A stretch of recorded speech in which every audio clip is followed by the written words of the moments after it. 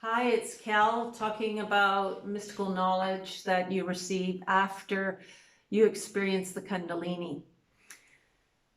After you experience the Kundalini, you know one thing, and that one thing is the circle. There is nothing else to know. There is only the circle. The circle is everything. The circle is complete unity, and it is how everything moves and everything travels. Infinity, and there are no exceptions. Everything is moving through the circle. The circle is all, and there is nothing else, and the center point of this circle is receptivity. Now we'll talk about all these things as we go along in depth, but on the surface, the main thing to understand is that the circle is vibration. So whether it's the bones in your socket, or how you walk, the hair on your head, how it grows, your DNA, everything circles. All of nature circles. The earth around the sun, infinity stars, infinity earths, the moon around the earth, the sun circles the galactic center circles the universal center. Our planet spirals through a precessional cycle, and the galaxy circles the universal center. Everything circles, and whether it is a spiral or a circle, it is still the same thing, and it is measured in the same way, and it has the same components, whether it looks like a circle or it looks like a spiral or you see it as vibration. It is all the same thing, and at the end of all these videos you will come to know that, especially if you go and you do your own work. You can go through science after you have this knowledge and find it, or you can go into meditation and get it firsthand, which of course I recommend.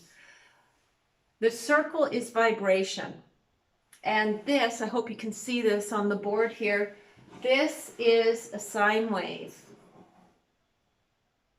So we're going to talk about the circle like a sine wave. And we're not going to talk about these waves or that waves or those waves and all the differences between the waves, because all waves are the same in one aspect.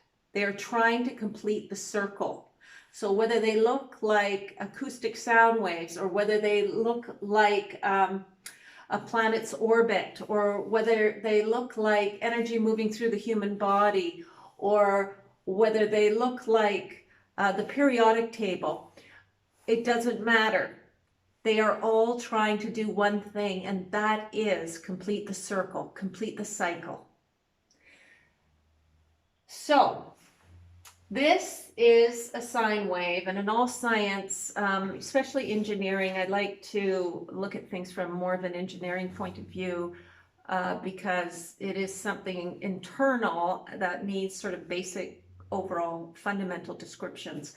And the sine wave has an arc that goes up and down, or it goes down and up. Okay, so there is always a high point and always a low point. And in between these 2 points, there is a constant running center. This center is constant. This center of the sine wave represents the center of the circle. And the center of the circle is receptivity. Receptivity is the power of the universe. And that is a benign force. It is a receptive force. It is a receiving force. It is a deep, deep vortex that attracts. And the darkness that you see in the universe, how do I say this better, represents the benign force. Space is benign. Space is receptive. And the activity that you see in the sky is the active force. The active force is outgoing. The active force is movement. It is propelling. It is achieving. And the receptive force is receiving.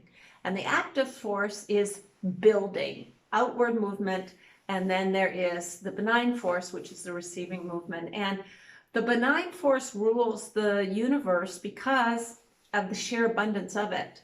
It is really sort of, how do you say, a numbers game where the mass of this force dominates the active force. So this receptive force, which we're going to personify later on as a mother force, because it is a loving force, it is sympathetic vibration. And sympathetic vibration is the power behind everything.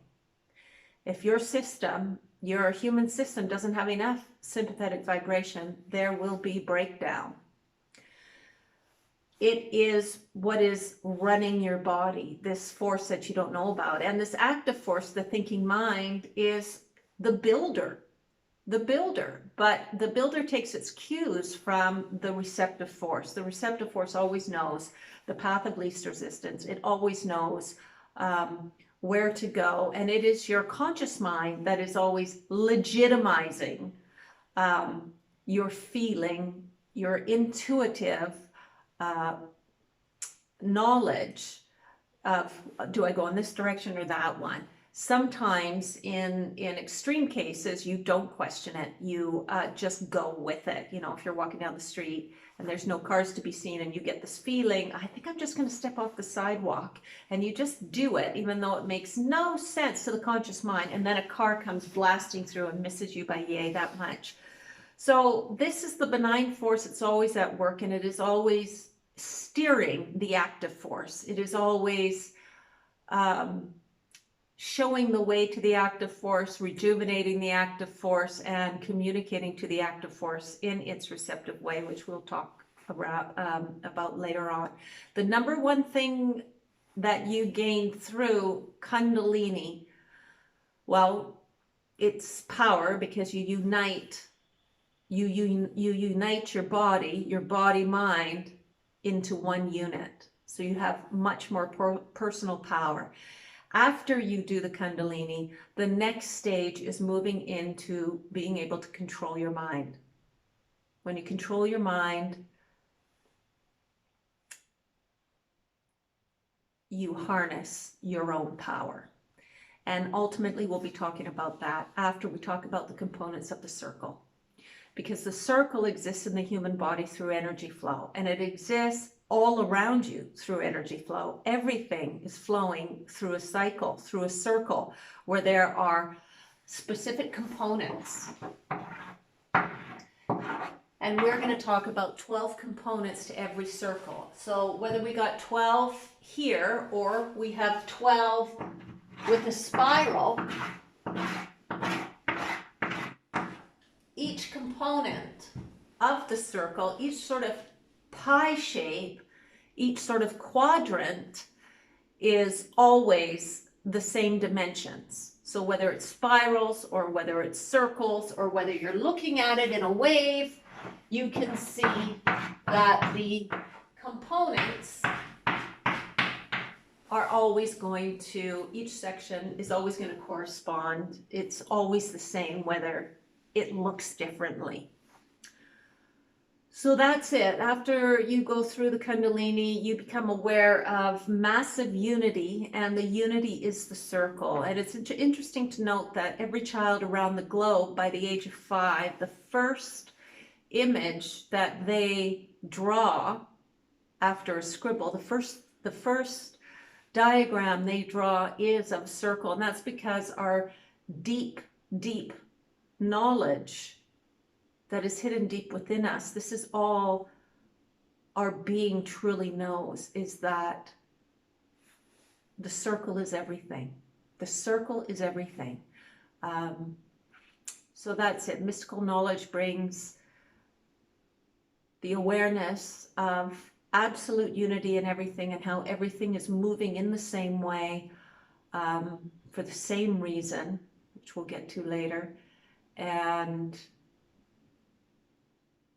it all stems from the circle, the creation of the circle, which was made by our divine source.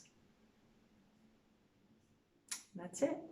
So the circle is all. And that's just a brief introduction. Thanks for watching.